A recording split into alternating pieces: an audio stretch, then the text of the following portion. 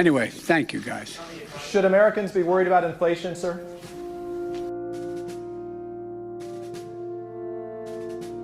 Well, I really doubt that we're going to see an inflationary cycle.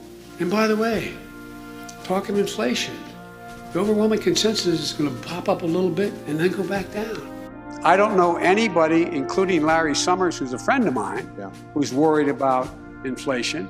We also know that as our economy has come roaring back, we've seen some price increases. Some folks have raised worries that this could be a sign of persistent inflation.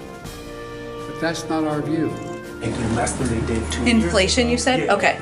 Well, I would first say that one of the steps that we've taken as an administration is to provide a range of assistance to the American people, whether it is in the form of $1,400 checks. Caitlin, if you actually look at the numbers and the trends over the last several months, it shows that core inflation was not only below expectations, but it decelerated from last month. You had told us at a town hall, I think it was in July, that this was just near-term inflation. Number one thing that the president can do is help get COVID under control.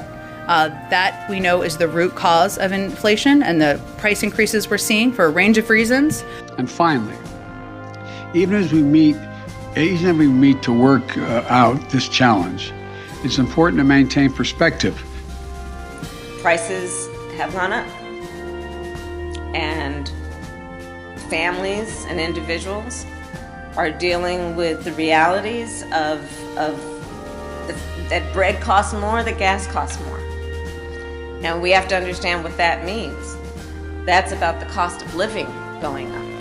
When people go to the grocery store and a pound of meat is more expensive than it should be, we agree.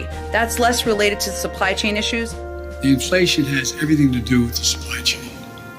Inflation is up. It's up.